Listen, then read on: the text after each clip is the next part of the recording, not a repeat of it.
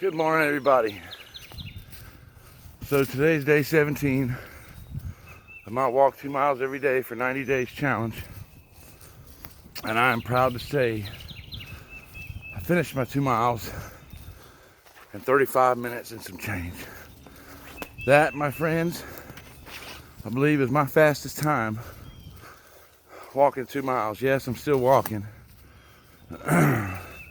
Just trying to get an extra lap in this morning because I finished so early before I go get ready for work. So excuse the breathing. I've been walking pretty hard this morning. So since earlier in the week, I started feeling looser, feeling better. I've been walking much better.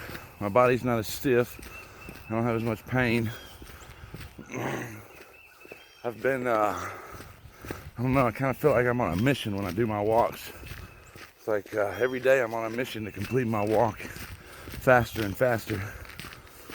So, but I do know this, the faster I walk, the more I work out, the more I sweat, and it feels good. I'm enjoying it. So I am pretty proud of that win, pretty proud of that accomplishment, and wanted to share that with you guys today. So I'm patting myself on the back. Today was a good walk. So I'm going to change things up a little bit here. Yesterday I was providing you guys with a little insight into my life in the 20s, and I got about halfway through my 20s and was unable to finish it. So I'm going to finish that up this morning before I call it and go get cleaned up and head to work. So I finished up yesterday on the note of my wife and I losing our daughter. And that was a very tough time in our life. Whew. So at the time she didn't really Workout paused. show any emotion. I think she was in more or less a lot of shock when it happened. I felt like I was in more pain than she was, but I'm not going to say that's the case. I don't know how she felt. I'm not a woman. I'm not her. I'll never know deep down emotionally exactly what went through her thoughts, and I'll definitely never know what her body felt like. I do know that after Melody was born, and that's Melody, guys, Melody, Melody. After Melody was born, my wife did struggle with some postpartum and some PTSD after the fact when things settled in. So, but I'd say within about 5 or 6 months, we got pregnant again. She got pregnant again. And 9 months later, we had a baby. So our second child was born, Tristan, December 12th, 2004. And it was pretty intense times as well. There were a lot of complications during the pregnancy, a lot of back and forth to the hospital. And when he was born on December 12th, I've explained to you guys before, my wife's deaf. So, of course, we had an interpreter with us in the hospital while she was giving birth. And there were complications. So, during birth, with the complications, Tristan would not come out. And the doctors started having concerns because the sensors were beeping and going off and going crazy all over the place. And they were worried Tristan wasn't going to make it if he didn't come out. So they weren't exactly sure what was going on. And after a while, quite a few hours, finally he he started to come out, and his shoulders got stuck. And the doctors panicked some more. And in the process of the panic, in the chaos of the panic, the doctor jumped up on top of my wife, knocked me and the interpreter on the floor, and was bent over with her tail in my wife's face, pushing on my wife's belly. And of course, instantly I freaked out. I'm like, what the heck are you doing? I used other words, trust me. I can't say those words here. But my wife was basically screaming and yelling at me, telling me to shut the heck up. Other words used. And to let the doctors do what they needed to do, and to get this baby the heck out of her body. So they were pushing on her belly so hard. It was almost as if somebody was standing on top of a yoga ball, pushing on it as hard as they could. It was a very intense moment. And finally, Tristan was born. When he came back, I remember when he was born, his head was very large. It was very swollen. His body was very swollen, very bloated. He was full of fluid. He was blue. He could not breathe. And it was the most terrifying thing I ever saw. He was full term, and here I am thinking we're going to lose another child. And it was hard. So the doctors had me cut the umbilical cord, and they took him over to their little table and did what they had to do with him. And they were having a lot of problems, and next thing we know, they rolled him out of the room, and he was gone. We were like, what the heck's going on, people? What's going on? Where's our baby? They didn't even have a chance to measure him, weigh him, any of that. They were just concerned about saving his life at the time. And he was born at 3:30 in the afternoon on a Saturday. And we did not get to actually see him again until 10:30 that night. And when we did see him, he was in a plastic box, all hooked up to tubes and ventilators, and he had tubes in his chest and all this stuff, in his belly. And we were like, this isn't what having a baby is supposed to be like. So of course we were happy he was alive, but at the same time we were very emotional as to what's going on, what's happening, is he gonna make it? And it was very tough, considering that we had just lost a child the year before.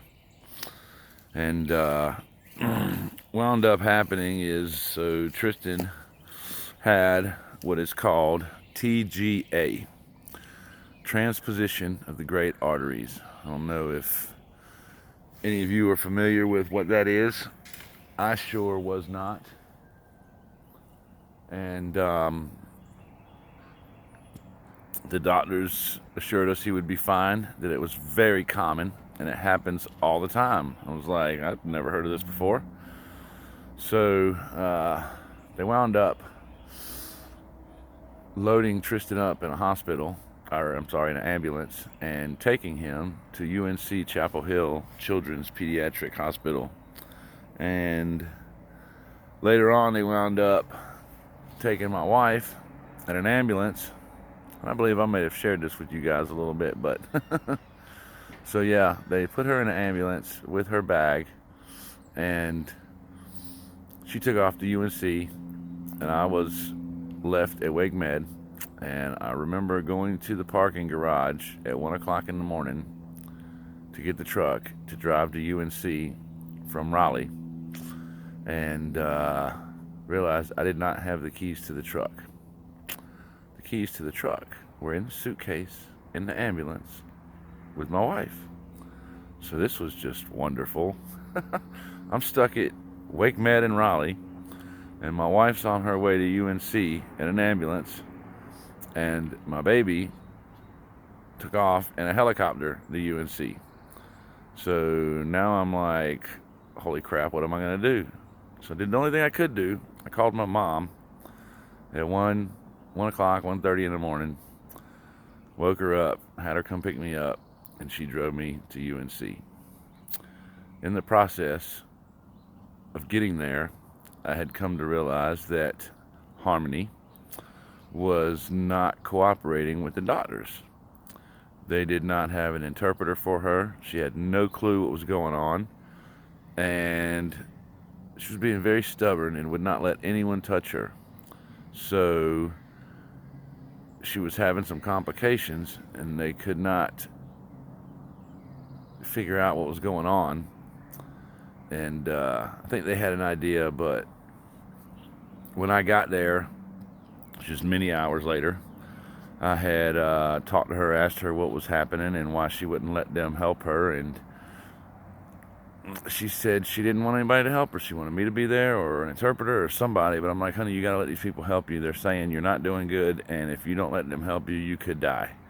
So what happened was, she had just given birth, and she could not use the bathroom, so her bladder was filling up, and she needed a catheter. And if they would not have given her a catheter, her bladder would have exploded, and she would have died. And I'd say I got there just in time, because I talked her into letting them help. They did what needed to be done, and they filled up, I think it was like 4 or 5 bags. And the doctors looked at me and they told me and her that if she waited a few more minutes, that she would have died. And that was a very realistic and scary moment for me. And it was frustrating. I had a lot of emotions going on. I was frustrated. I was scared. I was angry. I was angry with my wife for being so stubborn that she could have died. And she didn't care. But at the same time, I was happy she was okay. So let's move forward a little bit. A couple days later, Tristan went into heart surgery, and they went into his little bitty heart that was probably about the size of your pinky fingernail, maybe. Everybody's got different size hands, so it's hard to judge the size. But they had to work on the arteries on his heart that was so tiny. I couldn't understand how they were going to do that, and switch the arteries around because they had grown in backwards. They did this on a Thursday. He went into surgery at 6 o'clock in the morning, and we didn't hear word back until I believe it was like 8 o'clock, 8:30 in the evening. And I remember from 6 o'clock in the morning to 8 o'clock in the evening, I was doing nothing but pacing back and forth the entire time, wanting to know what is going on with my child. And when they came back and said the surgery went well and that he was going to be fine, I cried like a little girl. That was the greatest moment of my whole life, I believe. That the doctor said my child was going to survive. I was so ecstatic. I was so happy. And today, Tristan is 17 years old, and he's taller than me. I am 6'2". He is 6'4", 6'3 and a half, 6'4", and wears almost a size 15 shoe now. And I can't believe how big he is. He's a monster. So everything worked out. That was an exciting time. Very happy about that and proud about that. Life was difficult throughout the remaining 20s. We brought him home.